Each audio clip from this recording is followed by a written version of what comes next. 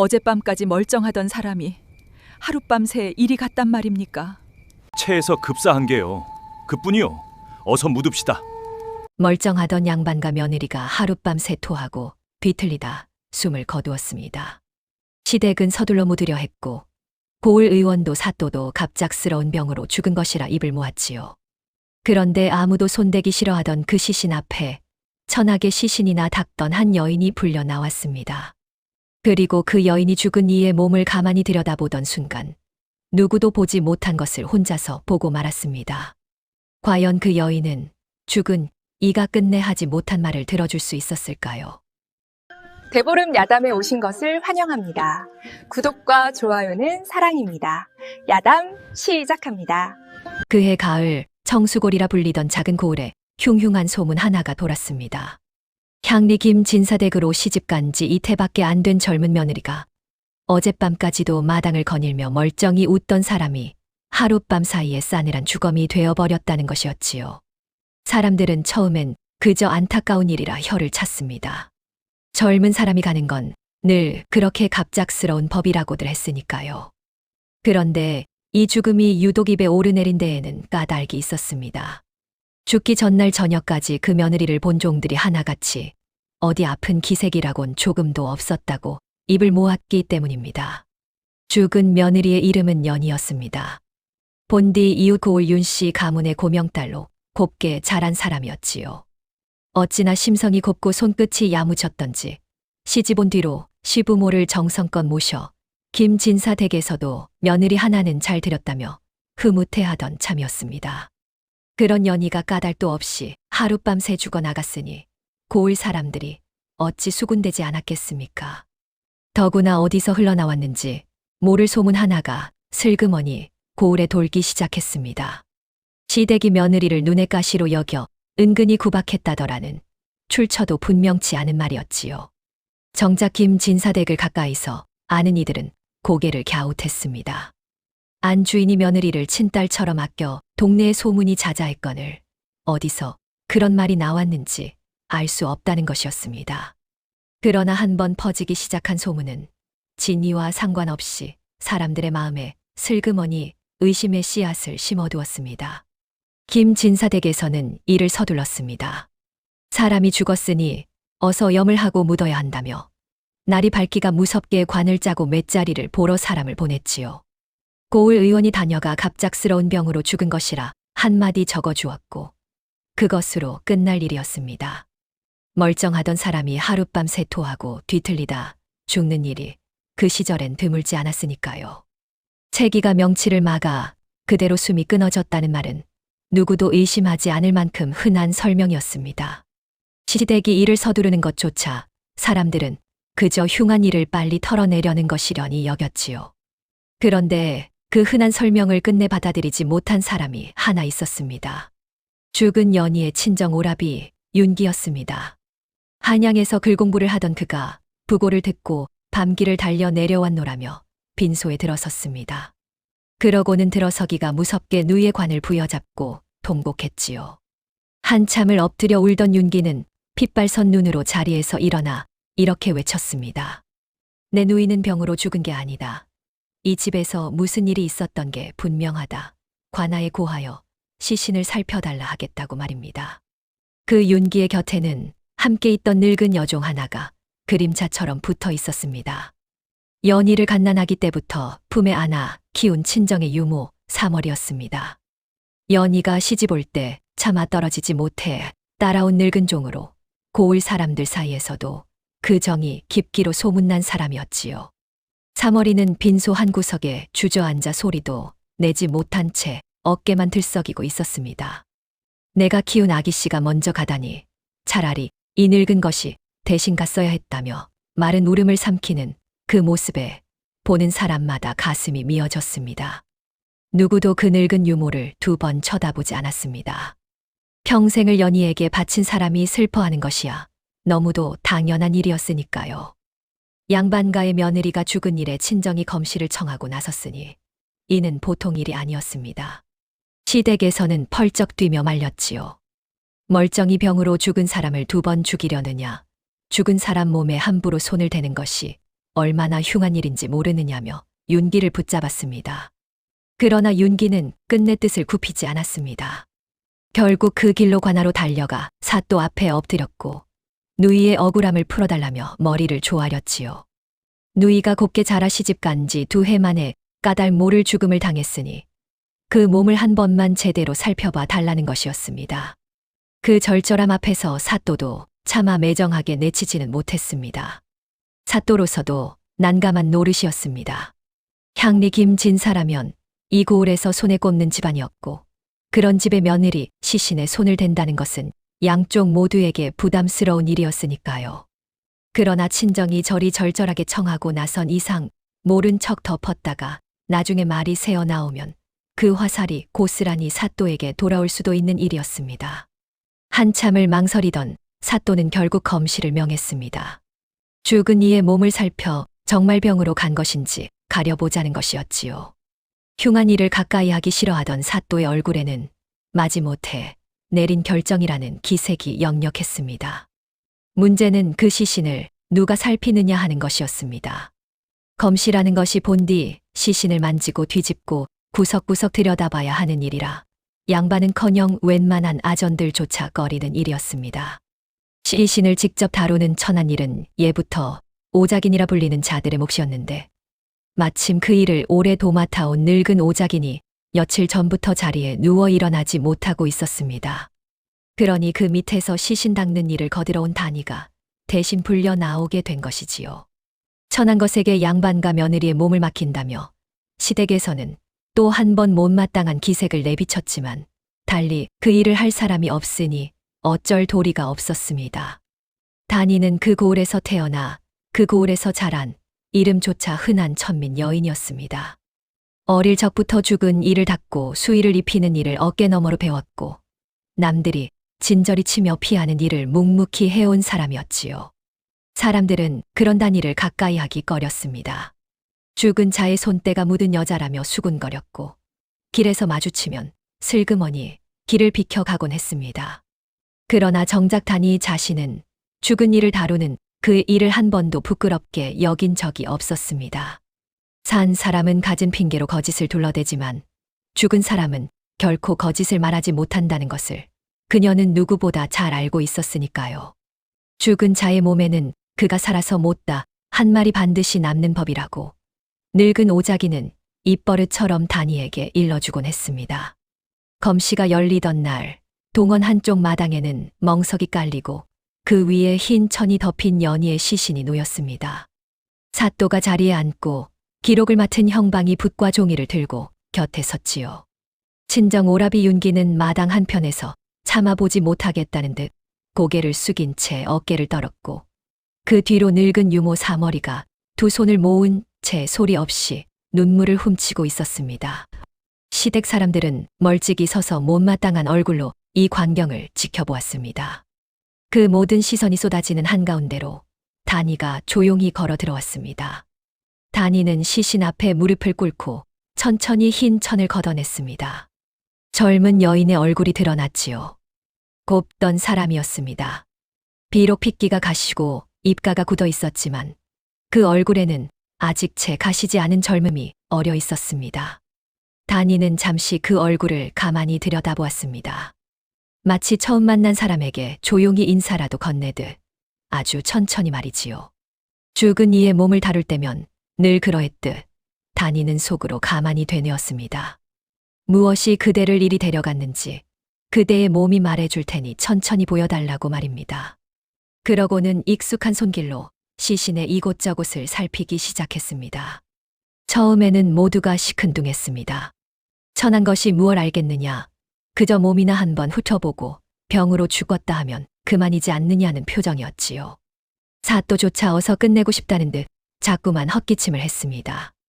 윤기는 여전히 고개를 떨군 채였고 그 뒤에 사머리만이 젖은 눈으로 단이의 손끝을 가만히 좁고 있었습니다. 그런데 시신의 손끝을 들여다보던 단이의 손이 문득 멈췄습니다. 손톱 밑으로 시선이 한참 머물렀지요. 이어 연희의 굳어버린 입가로 눈길을 옮긴 단이의 얼굴빛이 천천히 달라지기 시작했습니다. 무언가 골똘히 들여다보던 그녀의 눈동자에 좀처럼 보기 힘든 서늘한 기운이 스쳤지요. 마당의 공기가 미묘하게 바뀐 것은 그때였습니다. 사또가 의아한 얼굴로 물었습니다. 어찌 그러느냐, 무얼 보았느냐고 말이지요. 단이는 곧바로 대답하지 못했습니다. 다시 한번 시신의 입가와 손끝을 번갈아 살피고 무언가를 확인하듯 고개를 기울였지요. 그 짧은 침묵 사이에 마당에 선 사람들의 시선이 하나둘 단이에게로 모여들었습니다. 그렇게 한참을 망설이던 단이가 마침내 천천히 입을 열었습니다. 그 한마디에 떠들썩하던 동원 마당이 일순 얼음처럼 굳어버렸습니다. 이건 병이 아닙니다. 사또의 얼굴이 굳었고 시댁 사람들의 낯빛이 하얗게 질렸습니다. 윤기는 자리에서 벌떡 일어섰지요. 그가 무어라 외치려는 순간 단이의 시선은 이미 시신의 입가에 남은 그 무언가에 단단히 붙들려 있었습니다. 죽은 연희가 마지막으로 남긴 말 없는 한마디를 단이는 이제 막 듣기 시작한 참이었습니다. 그러나 그 말이 향하는 곳이 어디인지, 그것이 마당에 선 누구를 가리키게 될지 그 순간에는 단이 자신조차 미처 알지 못했습니다. 병이 아니라니 그게 무슨 소리냐. 사또의 목소리가 마당을 갈랐습니다. 떠들썩하던 사람들이 일제히 입을 다물었고 모든 눈이 무릎 꿇은 단이에게로 쏟아졌지요. 천한 것이 함부로 입을 놀린다 싶어 못마땅한 눈도 있었고 무언가 심상찮은 것을 보았나 싶어 숨을 죽인 눈도 있었습니다. 단이는 그 무거운 시선들 한가운데서 잠시 숨을 골랐습니다. 자신이 본 것을 이 자리에서 말하는 순간 결코 평온하게 끝나지 않으리라는 것을 그녀는 이미 알고 있었으니까요. 그러나 죽은 이의 몸이 저토록 분명하게 말하고 있는데 그것을 못 본 척 덮고 일어설 수는 없는 노릇이었습니다. 단이는 천천히 연희의 손을 다시 들어 올렸습니다. 굳어버린 그 손가락 끝을 모두가 볼 수 있도록 가만히 펼쳐 보였지요. 그러고는 나직하지만 또렷한 목소리로 입을 열었습니다. 손톱 밑을 보십시오 하고 말입니다. 사람이 갑작스러운 병으로, 이를테면 체기가 막혀 숨이 끊어진 경우라면 손톱은 이렇게까지 거뭇하게 죽지 않는다고 했습니다. 그런데 연희의 손톱 밑은 검푸르게 변해 있었고 그 빛이 손가락 끝마디까지 번져 있었지요. 이런 빛은 몸 안으로 독한 기운이 들어가 피가 제대로 돌지 못했을 때 나타나는 것이라고 단이는 늙은 오작인에게서 배운 그대로를 떨리지 않는 목소리로 풀어놓았습니다. 사람들이 술렁이기 시작했습니다. 단이는 거기서 멈추지 않았지요. 이번에는 연희의 굳은 입가로 손을 가져갔습니다. 입가에 마른 거품의 흔적이 남아있는 것이 보이십니까? 하고 물었습니다. 체에서 토하다 죽은 사람의 입가와 독한 기운에 속이 뒤집혀 죽은 사람의 입가는 그 흔적이 다르다고 했습니다. 병으로 토한 자국이라면 이렇게 입술 안쪽까지 헐어 들어가지는 않는다는 것이었지요. 게다가 죽은 이의 눈을 보면 흰자 위에 가느다란 붉은 실핏줄이 터져 있는데 이는 숨이 막혀 괴로워하다 간 사람에게 나타나는 흔적이라고 했습니다. 그러니 이 사람은 그저 곱게 잠들듯 간 것이 아니라 마지막 순간까지 괴로워하며 무언가와 싸우다 갔다는 것이었습니다. 단이의 말이 이어질수록 마당의 공기는 점점 무겁게 가라앉았습니다. 천한 시신직이 여인의 입에서 나오는 말이라기에는 그 하나하나가 너무도 또렷하고 조리가 있었기 때문입니다. 죽은 이의 몸을 평생 만져온 사람만이 알 수 있는 산 사람은 결코 흉내낼 수 없는 그런 종류의 알미였지요. 사또조차 헛기침을 멈추고 단이의 손끝을 뚫어지게 바라보았습니다. 이것은 갑작스러운 병으로 죽은 몸이 아니라 누군가 독한 것을 먹여 죽인 몸일 수 있다는 것을 이제 그 자리에 누구도 함부로 무시할 수 없게 된 것입니다. 바로 그때였습니다. 마당 한편에서 고개를 떨구고 있던 윤기가 벌떡 자리에서 일어났습니다. 그의 얼굴은 눈물로 범벅이 되어 있었고 두 눈에는 핏발이 가득했지요. 그가 떨리는 손으로 시댁 사람들을 가리키며 부르짖었습니다. 보십시오. 내 누이는 결국 독을 먹고 죽은 것입니다. 멀쩡하던 사람이 시집 온 지 2해 만에 이리 죽었으니 이 집안 말고 누가 내 누이를 해쳤겠습니까? 그 목소리는 절절했고 그 분노는 너무나 자연스러워서 마당에 선 사람들은 하나둘 고개를 끄덕이기 시작했습니다. 그렇지, 친정에서 곱게 자란 사람이 시댁에서 죽었으니 의심을 살 곳은 시댁이 아니겠느냐는 것이었지요. 시댁 사람들은 펄쩍 뛰며 억울함을 호소했습니다. 우리는 며느리를 친딸처럼 아꼈다. 무슨 까닭으로 멀쩡한 며느리를 해치겠느냐며 목소리를 높였지요. 그러나 한번 기울기 시작한 사람들의 마음은 쉬이 돌아서지 않았습니다. 죽은 사람은 친정에서 온 며느리요.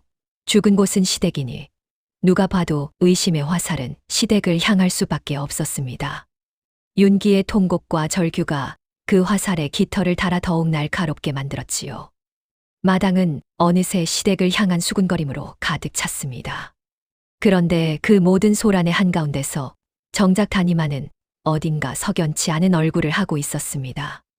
그녀는 윤기의 외침을 들으면서도 자신이 본 시신의 흔적을 다시 한번 가만히 되짚어보고 있었지요. 무언가 앞뒤가 들어맞지 않는다는 느낌이 가슴 한구석에서 자꾸만 고개를 들었기 때문입니다. 만약 시댁 사람들이 며느리를 미워해 독을 먹였다면 그것을 들키지 않으려 몰래 천천히 먹였을 터인데 연희의 몸에 남은 흔적은 그렇지가 않았습니다. 독한 기운이 한꺼번에 몸을 휘몰아친 흔적이었지요. 그것도 며느리가 아무런 의심 없이 경계조차 하지 않고 받아먹었을 만한 무언가를 통해서 말입니다. 단이는 입속에서 맴도는 그 의문을 차마 밖으로 꺼내지 못했습니다. 천한 것이 손톱과 입가를 보고 병이 아니라 말한 것까지는 어찌어찌 들어주었지만 거기서 한 발 더 나아가 누가 어떻게 먹였을 것이라는 데까지 입을 놀린다면 그것은 분수를 모르는 막말로 여겨질 것이 뻔했으니까요.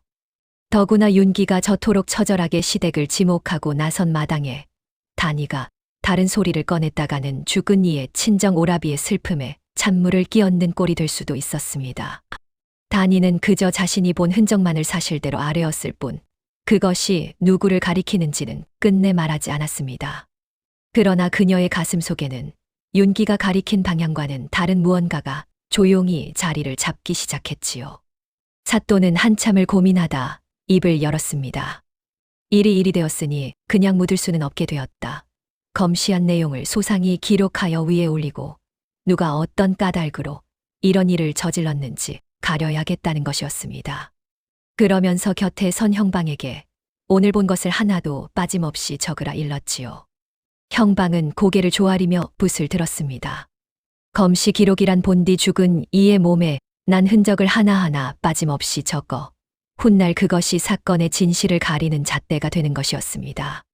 단이가 손톱의 빛깔과 입가의 흔적, 눈의 실핏줄까지 그토록 소상히 짚어주었으니 그것이 고스란히 종이에 옮겨지기만 하면 되는 일이었지요. 형방은 단정한 글씨로 붓을 놀리기 시작했습니다. 사람들은 이제 다 끝난 일이라는 듯 삼삼오오 모여 다시 수군거리기 시작했지요. 윤기는 여전히 누이의 관 곁에서 어깨를 들썩이고 있었고 그 뒤에 선 늙은 유모 사머리는 두 손을 모은 채 형방의 붓끝을 아주 가만히 바라보고 있었습니다. 그런데 흩어지려던 사람들 틈에서 단이의 눈만은 형방의 손끝을 쫓고 있었습니다. 자신이 짚어준 흔적이 제대로 적히는지 천한 마음에도 그것만은 확인하고 싶었기 때문입니다. 죽은 이가 어렵사리 남긴 말이 종이 위에서 사라지지 않기를 바라는 마음이었지요. 그렇게 형방의 붓끝을 지켜보던 단이의 얼굴이 문득 굳었습니다. 형방은 사람들의 눈을 의식해 처음에는 단이의 말을 낱낱이 적는 듯 했습니다.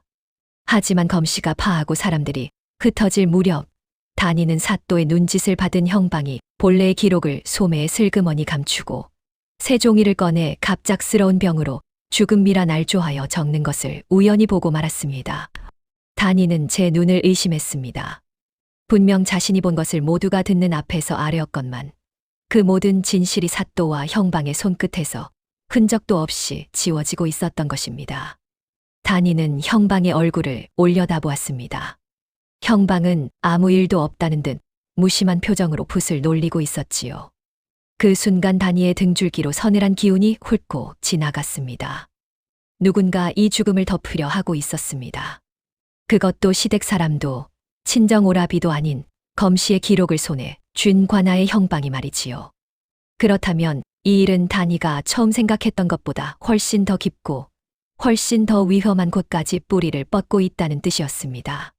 죽은 연희가 남긴 말을 지우려는 손이 이미 이 동원 마당 안에 들어와 있었으니까요.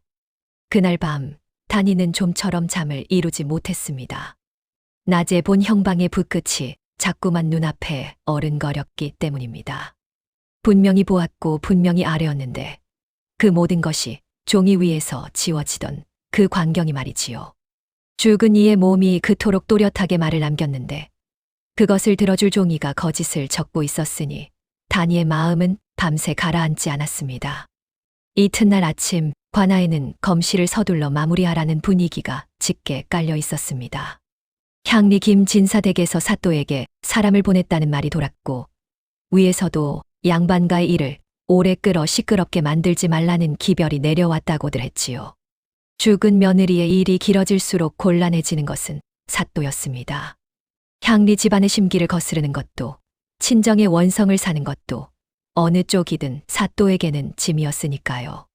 가장 손쉬운 길은 그저 갑작스러운 병으로 죽은 것으로 적어 서둘러 묻어버리는 것이었습니다. 형방이 흔적을 지운 기록이 바로 그 손쉬운 길로 가는 문이었지요. 단이는 그 분위기를 온몸으로 느꼈습니다. 아전들은 단이를 볼 때마다 혀를 찾고 천한 것이 괜한 일을 키운다며 눈을 흘겼지요. 누군가는 지나가는 척 단이의 곁을 스치며 나직이 으름장을 놓았습니다. 시신 닦는 일이나 하던 것이 분수를 모르고 양반가 일에 끼어들었다가는 그 목숨 하나 부지하기 어려울 것이라고 말이지요. 또 누군가는 단이가 묵는 허름한 방 앞에 짐승의 피를 뿌려놓고 갔습니다. 입을 다물지 않으면 다음은 내 차례라는 말 없는 협박이었습니다.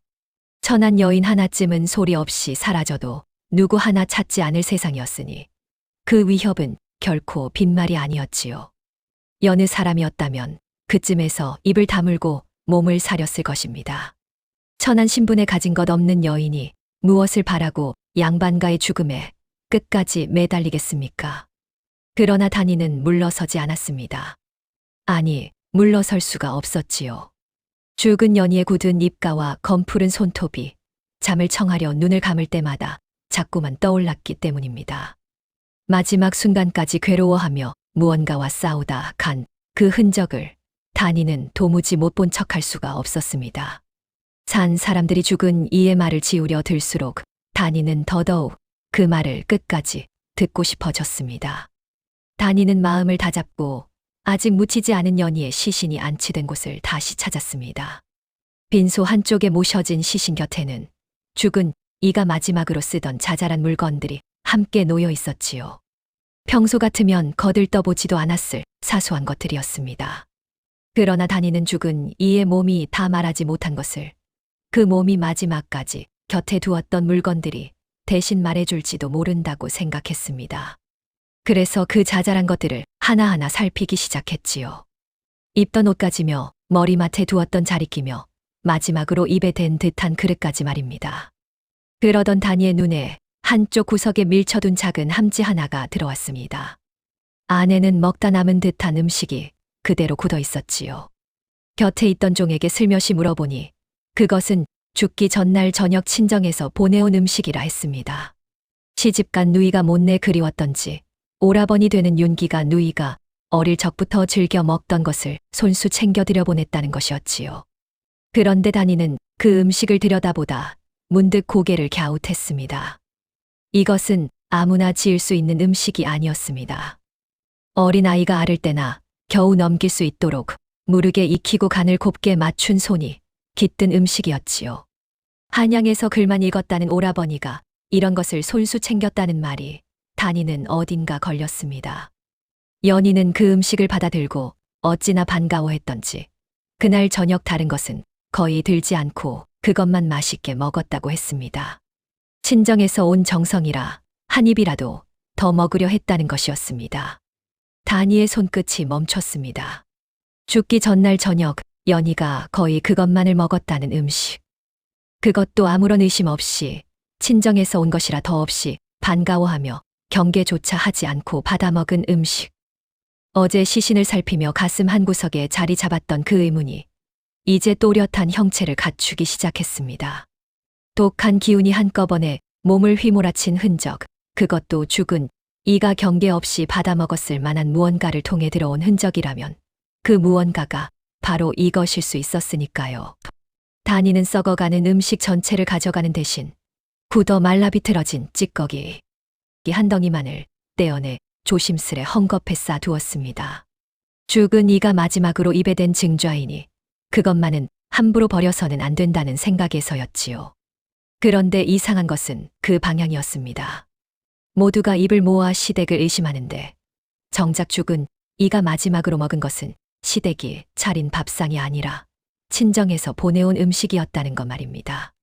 다니는 차마 입 밖으로 내지 못했지만 그 생각은 가슴속에서 점점 또렷해졌습니다.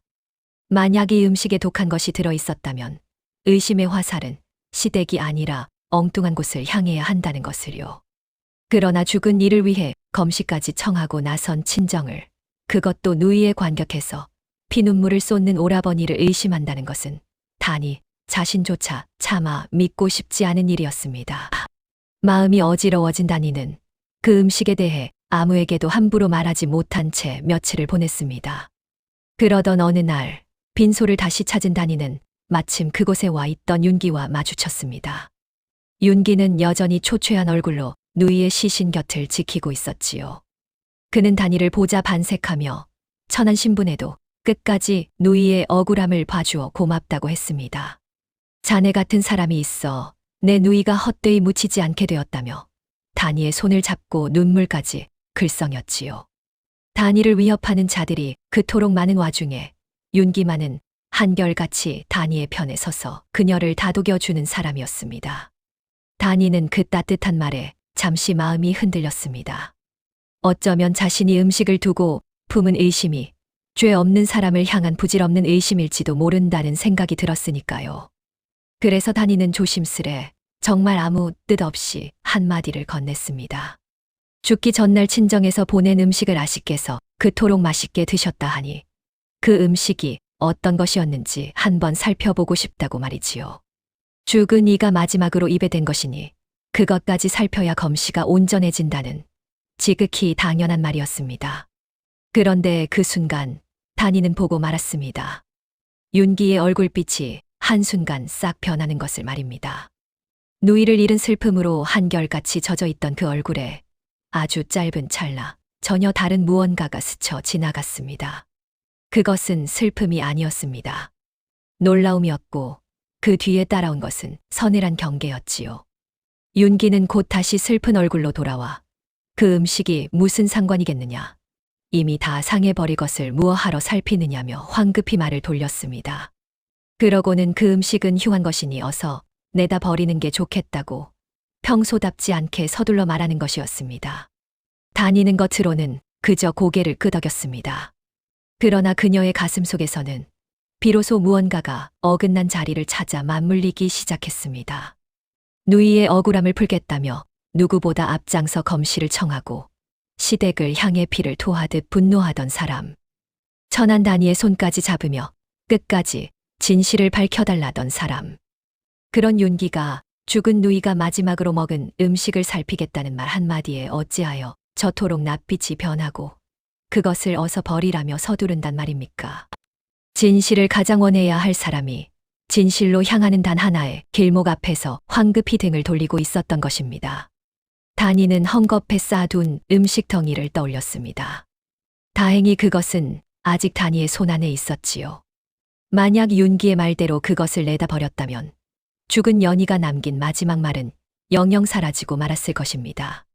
그날 밤 다니는 남몰래 헝겊을 풀어 그 음식 덩이를 꺼냈습니다. 다니는 머리에 꽂고 있던 낡은 은비녀를 빼어 굳어버린 음식 한가운데를 찔러보았습니다. 이내 비녀 끝이 새카맣게 변했지요. 심증이 확신으로 바뀌는 순간이었습니다. 다니는 그제야 깨달았습니다. 이 죽음을 덮으려는 손은 형방 하나가 아니었습니다. 다니는 그 음식 덩이를 오썩 깊숙이 갈무리하며 누구에게도 그것이 자기 손에 있다는 것을 들켜서는 안 되겠다고 마음먹었습니다. 죽은 이가 마지막으로 남긴 그 말 없는 한마디를 이제는 자신만이 지킬 수 있다는 것을 알았기 때문입니다. 며칠 사이 고을에는 새로운 이야기 하나가 바람처럼 번지기 시작했습니다. 죽은 며느리 연희가 실은 외부에서 든 괴한의 손에 화를 입은 것이라는 소문이었지요. 시댁에서 며느리를 눈의 가시로 여겨 사람을 몰래 사서 한밤중에 담을 넘게 했고 그 괴한이 연희를 해치고 흔적도 없이 사라졌다는 것이었습니다. 그럴듯한 이야기였습니다. 어디선가 흘러나온 시댁이 며느리를 미워했다는 그 출처 모를 소문이 이미 고을에 파다하게 깔려있던 터라 사람들은 그 소문 위에 괴한 이야기를 손쉽게 얹어 믿어버렸지요. 양반가에서 사람을 사 은밀히 일을 꾸미는 것도 아주 없는 일은 아니었으니까요. 단이는 그 소문이 유독 마음에 걸렸습니다. 시댁이 며느리를 아꼈다는 것은 온 고을이 아는 일이거늘 어디서 그런 말이 나왔는지 알 수 없었기 때문입니다. 소문을 옮기는 안악들에게 슬며시 물어보니 하나같이 친정과 시댁을 스스럼 없이 드나들던 어느 종에게서 처음 들었노라 했습니다. 단이는 그 말을 흘려듣지 않고 가슴 한구석에 조용히 담아두었습니다. 사람들은 그제야 무릎을 치며 그래서 며느리가 그토록 갑작스럽게 죽었구나 하고 고개를 끄덕였습니다. 그런데 이 이야기를 가장 앞장서서 퍼뜨리는 사람이 다름 아닌 윤기였습니다. 그는 만나는 사람마다 붙들고 내 누이는 분명 외부에서 든 도둑의 손에 죽은 것이라며 목소리를 높였지요. 시댁이 사주한 괴한의 소행이 틀림없으니 관아는 어서 그 괴한을 찾아 내 누이의 원수를 갚아달라고 했습니다. 그 절절한 호소에 사람들의 의심은 점점 더 굳어졌습니다. 죽은 이의 오라버니가 저토록 확신하니 그것이 사실이려니 여긴 것이지요. 의심의 화살은 이제 시댁과 그 시댁이 사주했다는 정체 모를 괴한에게로 완전히 쏠려버렸습니다. 그런데 그 모든 의심을 시댁이 잠자코 받아들이고만 있었던 것은 아니었습니다. 향리 김진사 가문이라면 이 고을에서 손에 꼽는 집안이었으니 며느리를 괴한까지 사 죽인 폐륜의 집으로 몰리는 것을 어찌 가만두고 보겠습니까?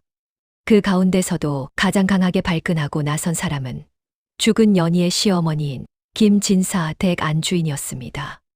안주인은 빈소를 찾아온 사람들 앞에서 단호히 목소리를 높였지요.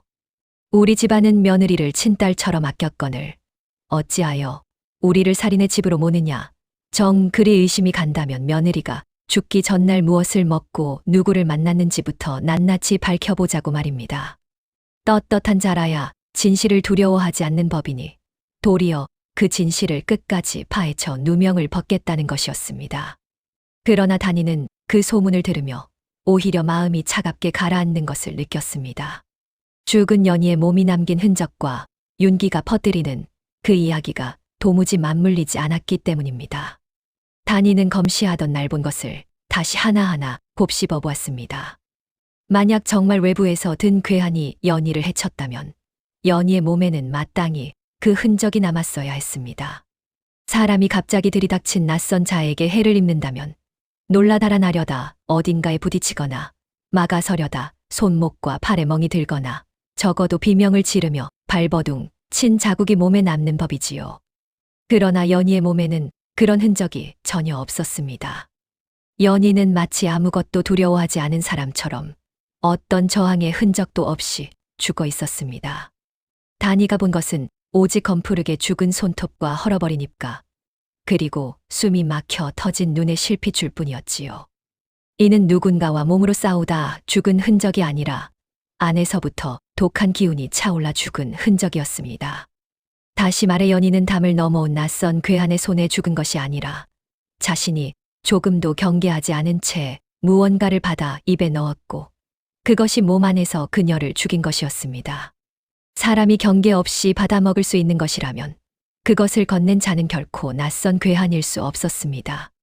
연희가 믿고 반가워하고 의심조차 하지 않았던 가까운 사람이어야만 했지요. 생각이 거기에 미치자 단이는 옷섭 깊숙이 갈무리해 둔 음식덩이를 떠올렸습니다. 죽기 전날 저녁 연희가 다른 것은 거의 들지 않고 거의 그것만을 맛있게 먹었다는 친정에서 보내온 음식이었지요. 단이는 그 음식이 언제 연희에게 닿았는지를 차근차근 헤아려 보기 시작했습니다. 죽은 이의 몸이 말하는 것과 그 음식이 오간 시각을 맞춰보면 진실의 윤곽이 드러날 것이라 여겼기 때문입니다. 종들에게 들은 발을 더듬어 다니는 시각을 하나하나 짚어나갔습니다.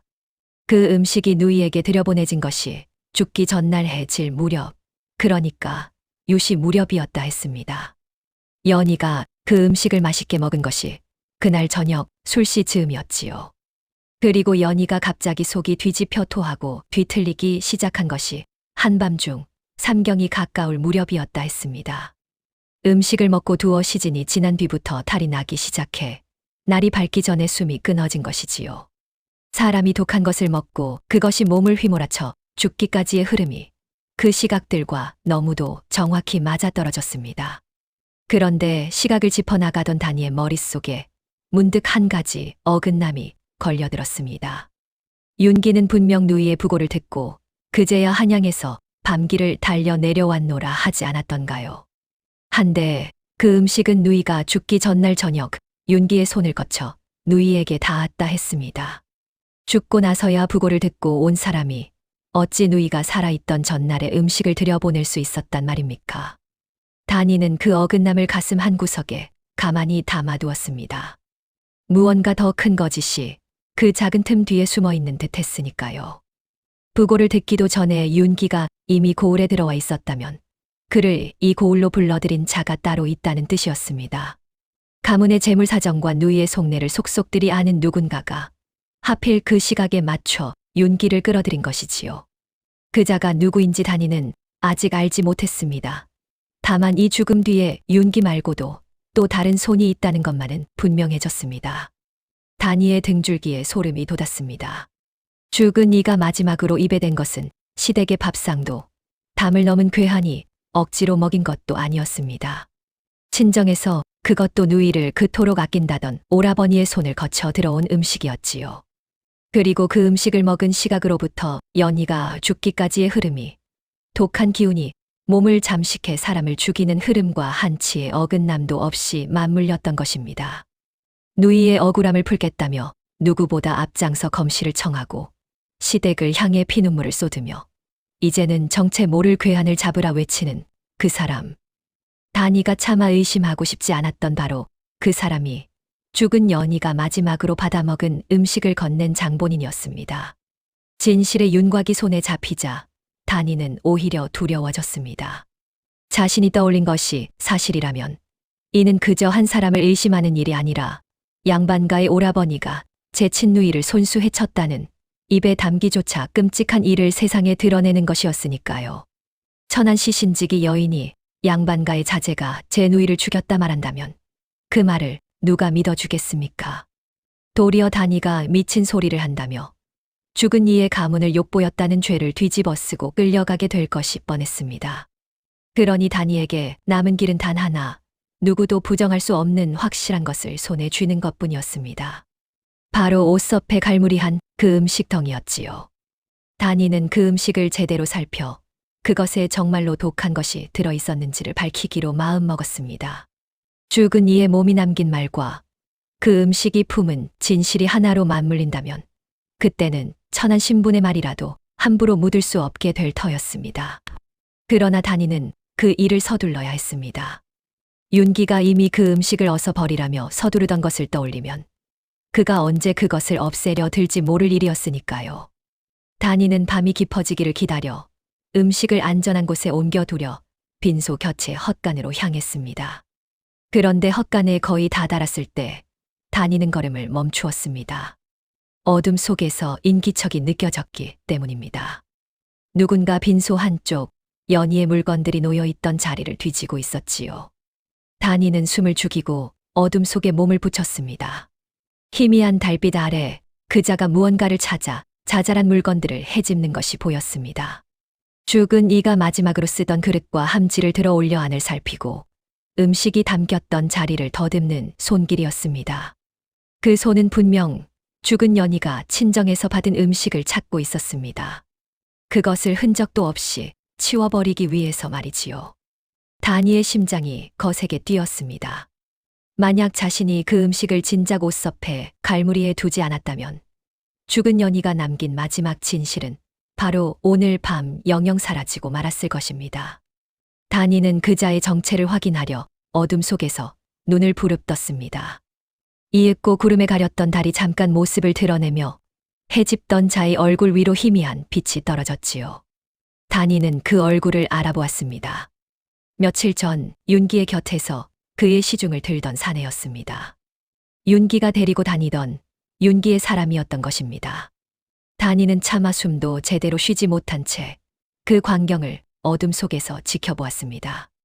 누이의 원수를 잡겠다며 온 고을을 향해 목소리를 높이던 윤기가 정작 한밤중에는 제 사람을 시켜 죽은 누이가 남긴 마지막 흔적을 없애려 하고 있었습니다. 진실을 가장 원하는 척하는 그 손이 실은 진실을 가장 두려워하는 손이었던 것이지요. 다니는 옷속 깊이 갈무리한 음식 덩이를 가만히 움켜쥐었습니다. 이제 이 한 덩이가 죽은 연희의 입을 대신해 진실을 말해줄 유일한 증거였습니다. 그리고 그것을 지켜낼 사람은 이 세상에 오직 단이 하나뿐이었습니다. 며느리가 죽기 전날 무엇을 먹었는지부터 밝히자던 시어머니의 외침은 그저 한때의 분풀이로 끝나지 않았습니다. 김진사댁 안주인은 그날 이후 곧장 관아를 찾아 사또 앞에 무릎을 꿇고 단호히 청했지요. 우리 가문이 며느리를 해친 폐륜의 집으로 몰린 마당에 이대로 이를 덮어버리면 김진사 가문은 두고두고 살인의 집으로 손가락질을 받게 된다. 그러니 며느리의 죽음을 처음부터 다시 한 점 의혹 없이 가려달라는 것이었습니다. 누명을 쓴 권세가가 도리어 진실을 끝까지 파헤쳐 달라 청하고 나섰으니 사또로서도 더는 이를 서둘러 덮을 수가 없게 되었습니다. 시어머니의 그 단호함이 막혀있던 다니의 길을 열어주었습니다. 그동안 다니는 죽은 연희가 마지막으로 먹은 음식을 손에 쥐고도 천한 신분이라는 벽에 막혀 그것을 세상에 내놓지 못하고 있었지요. 천한 시신직이 여인이 양반가의 죽음에 대해 무슨 말을 한들 누가 귀를 기울이겠습니까? 그러던 어느 날 시어머니가 다니를 조용히 불렀습니다. 살인의 집이라는 누명을 벗을 길이 오직 진실뿐이니 검시 날 본 것을 하나도 숨김없이 일러달라는 것이었지요. 다니는 잠시 시어머니의 눈을 들여다보았습니다. 누명을 벗으려는 그 마음과 죽은 이의 억울함을 풀려는 자신의 마음이 같은 곳을 향하고 있음을 알아챈 것입니다. 다니는 마침내 옷속 깊이 감춰두었던 음식 덩이를 꺼내 시어머니 앞에 조심스레 내려놓았습니다. 죽은 아씨가 마지막으로 입에 댄 것이 바로 이것이며 여기에 독한 것이 들어있었노라 아뢰었지요. 시어머니의 눈이 크게 흔들렸습니다. 그렇게 누명을 쓴 양반가의 안주인과 천대받던 시신지기 여인이 같은 진실을 향해 나란히 서게 되었습니다. 마침내 재검이 다시 열리던 날 동원 마당에는 지난번보다 훨씬 많은 사람이 모여들었습니다. 사또가 자리에 앉고 형방이 다시 붓을 들었으며 시댁과 친정 사람들이 양쪽으로 갈라서서 팽팽한 기운을 내뿜었지요. 윤기도 그 자리에 있었습니다. 그는 여전히 누이를 잃은 슬픔에 잠긴 얼굴로 어서 시댁이 사주한 괴한을 찾아내라며 목소리를 높일 채비를 하고 있었습니다. 그 곁에는 늙은 유모 사머리가 여느 때처럼 두 손을 모은 채 죽은 아기 씨를 그리는 슬픈 눈으로 조용히 서 있었지요. 다니가 시신 앞에 다시 무릎을 꿇었습니다. 그리고 이번에는 지난번처럼 묵살당하지 않았습니다. 시어머니가 사또 곁에 서서 이 사람이 하는 말을 한마디도 빠짐없이 들어달라 청했기 때문입니다. 지난 검시에서 다니가 밝힌 것은 어느새 갑작스러운 병으로 둔갑해 기록되고 말았지만 이번만은 그 지워진 진실을 바로 세울 자리였습니다. 다니는 지난 검시에서 이미 짚었던 것을 다시 한번 아뢰었습니다. 손톱 밑에 검푸른 빛도 헐어버린 입가도 터진 눈의 실핏줄도 하나같이 병이 아니라 독이 안에서부터 휘몰아친 흔적이라는 것을 말이지요. 다만 이번에 다니가 밝히려는 것은 그 독이 대체 어디서 왔는가 하는 것이었습니다. 사람들이 술렁이자 윤기가 기다렸다는 듯 자리에서 일어섰습니다. 그러면 그렇지. 내 누이는 결국 독에 죽은 것이니 시댁이 사주한 괴한이 독을 먹인 것이 분명하다며 다시 시댁을 몰아세우려 했지요. 그러나 다니는 그 말을 조용히 그러나 단호히 가로막았습니다. 만약 낯선 괴한이 담을 넘어 독을 먹였다면 죽은 이의 몸에는 마땅히 저항한 흔적이 남았어야 한다고 했습니다. 놀라 달아나려다 부딪힌 자국이며 막아서려다 든멍이며 발버둥 친 흔적이 말이지요. 그러나 연희의 몸에는 그런 흔적이 단 하나도 없었습니다.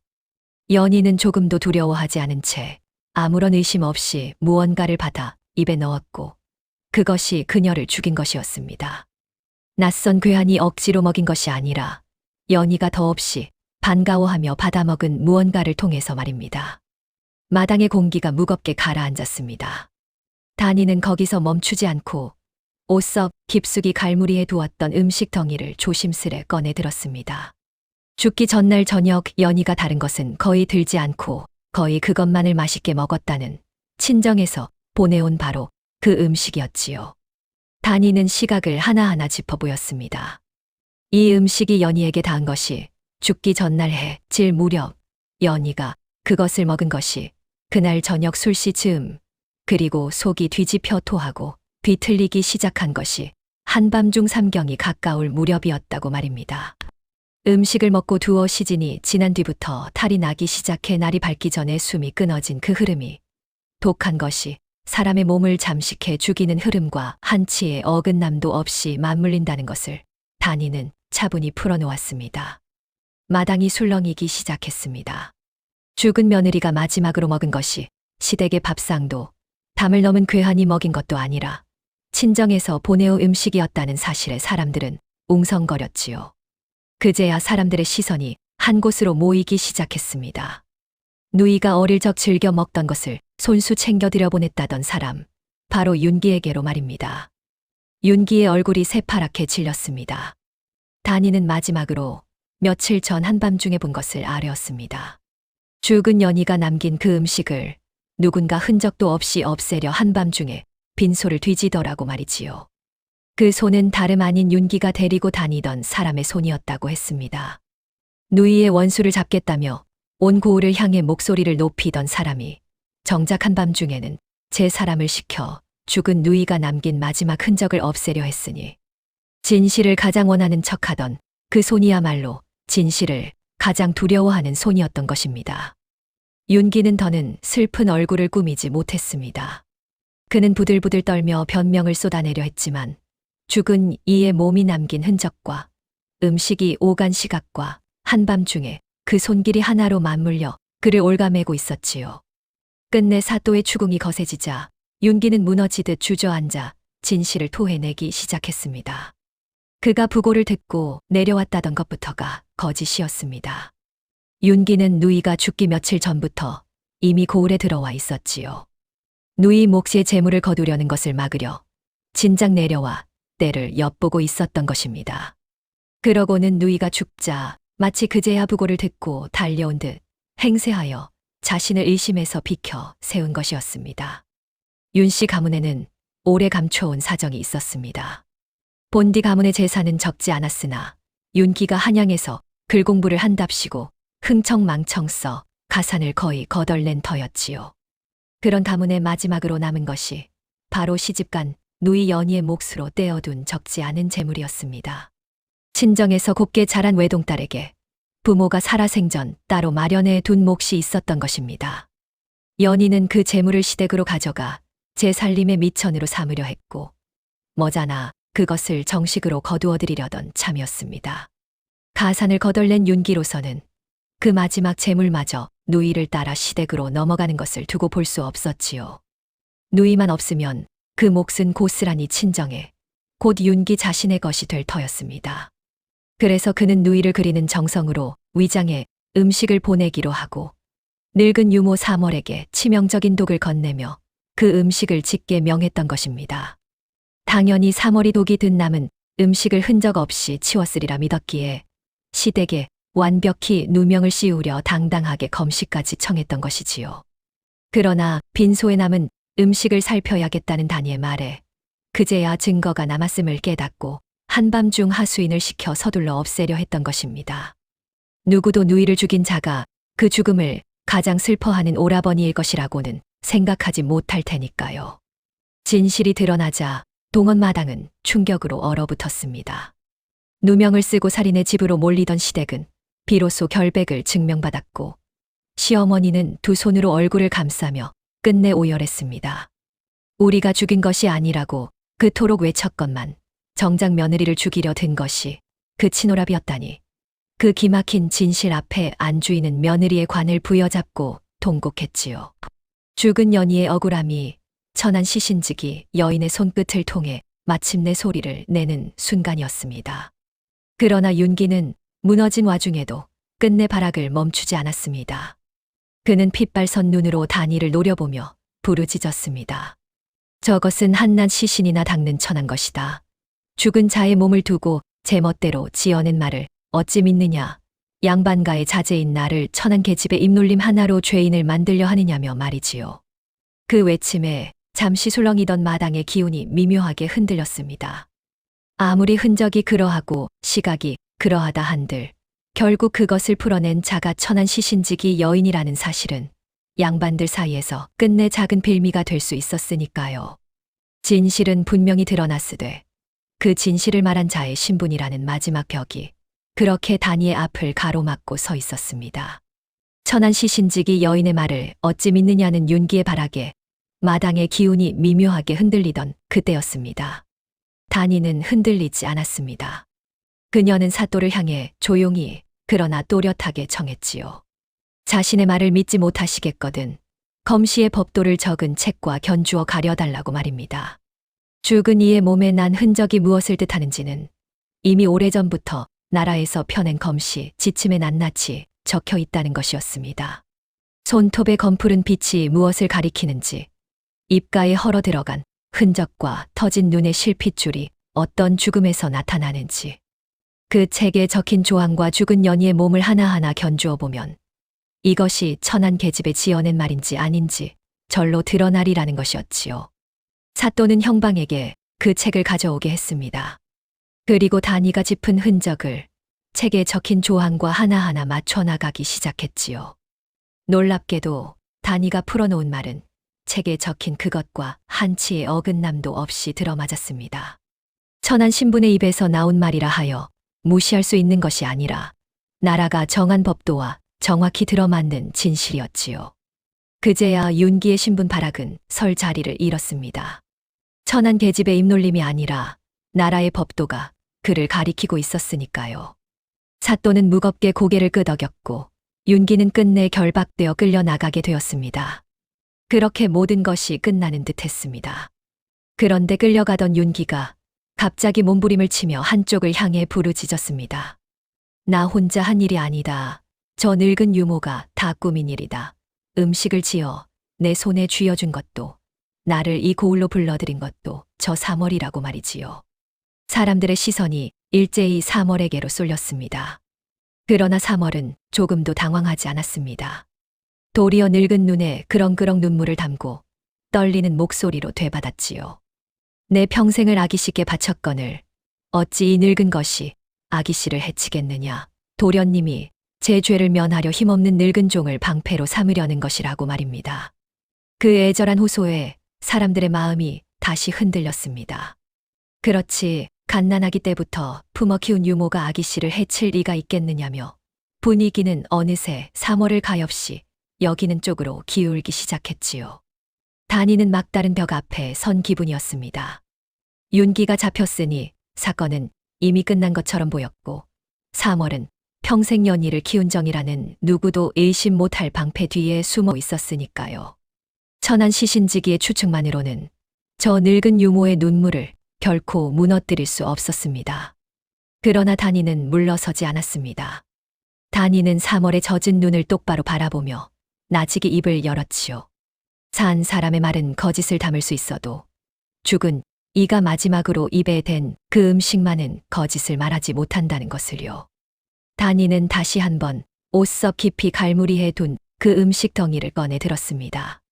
단이는 사또 앞에 그 음식을 내려놓고 차분히 입을 열었습니다. 이 음식을 보십시오 하고 말이지요. 이것은 그저 평범한 음식이 아니라 죽은 아씨가 어릴 적 병을 앓을 때마다 입에 댈 수 있도록 가진 정성을 들여 곱게 짓는 특별한 음식이라 했습니다. 재료를 고르고 무르게 익히고 간을 맞추는 그 손길 하나하나가 오직 어린 아씨를 평생 곁에서 보살핀 사람만이 알 수 있는 것이라고 말입니다. 한양에서 글만 읽던 윤기는 이런 음식을 지을 줄도, 거기에 무엇이 들었는지 가릴 줄도 몰랐습니다. 이 음식을 죽은 아씨가 조금의 의심도 없이 받아먹도록 지을 수 있는 사람은 이 세상에 오직 한 사람뿐이었지요. 갓난아기 때부터 아씨의 입맛을 손바닥 보듯 아는 사람, 단 한 사람뿐이었지요. 3월의 눈물이 잠시 멎었습니다. 그러나 3월은 곧 고개를 저으며 되받았지요. 그런 음식이야 손 있는 안악이면 누군들 짓지 못하겠느냐. 그것이 어찌 이 늙은 것에 죄가 되느냐고 말입니다. 단이는 그 말을 조용히 받아 두 번째 것을 짚었습니다.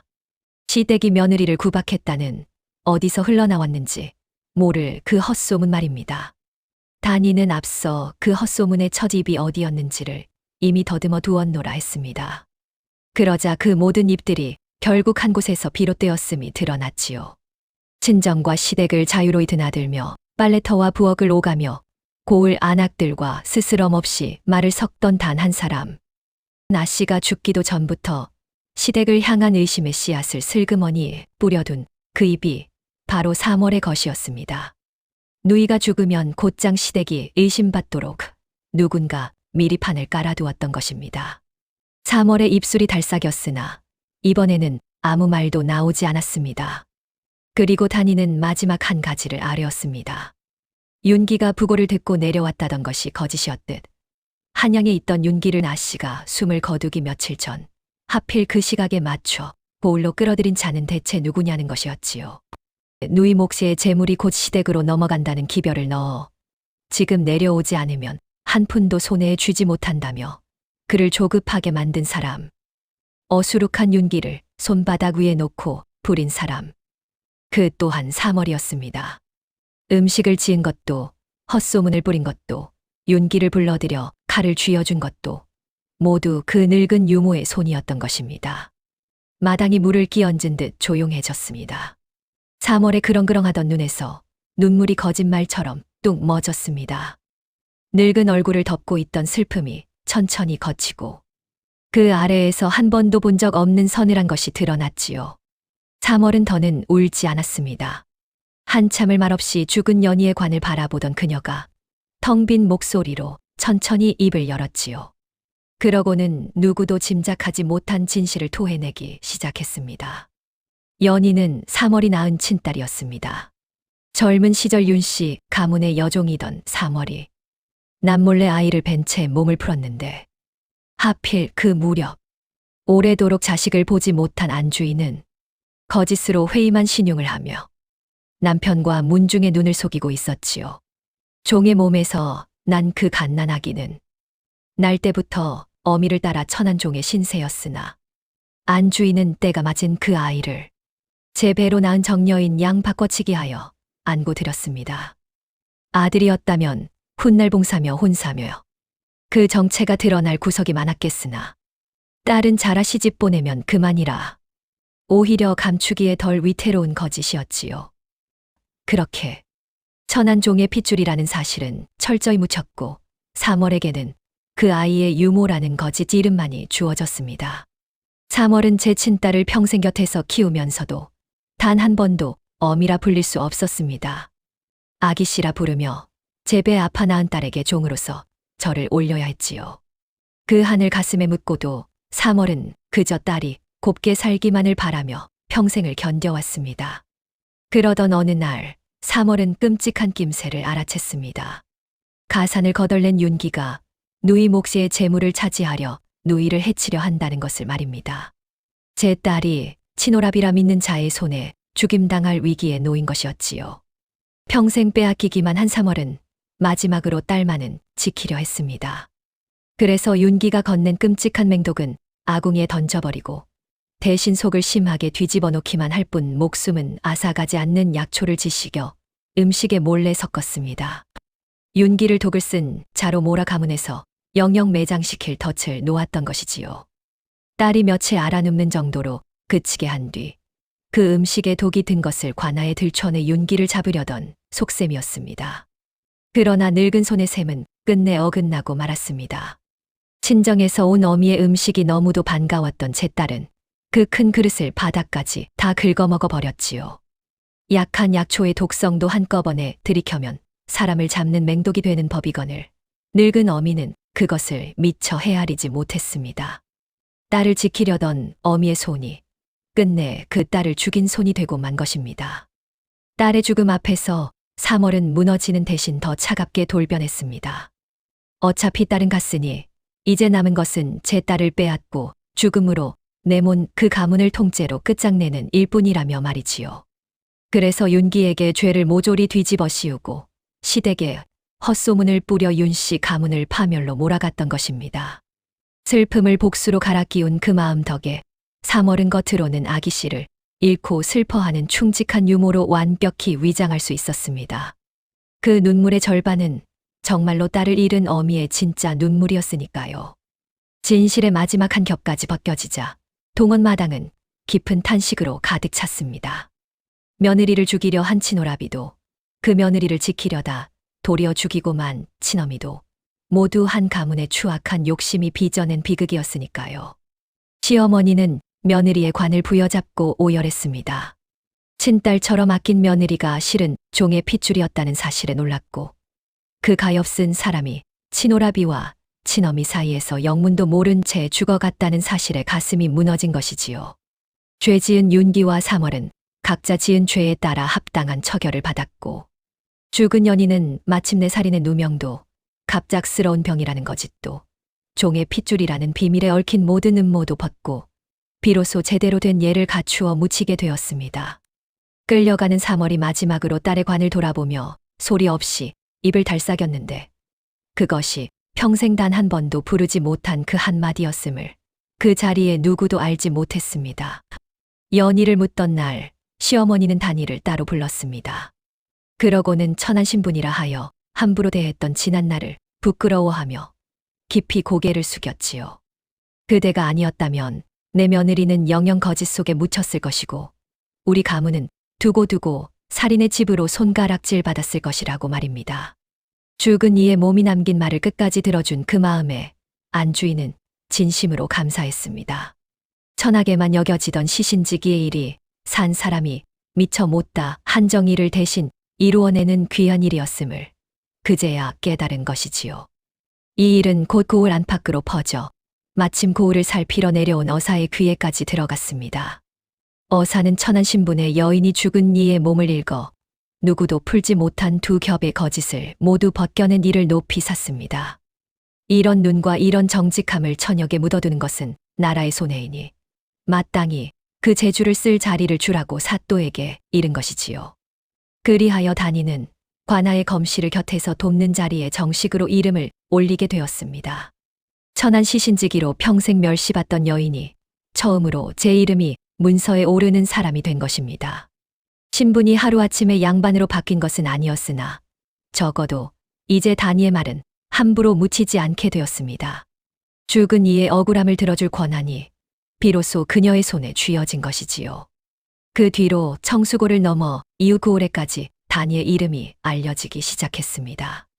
풀리지 않는 죽음이 생길 때마다 사람들은 더 이상 천한 시신직이라 부르며 길을 비키지 않았습니다.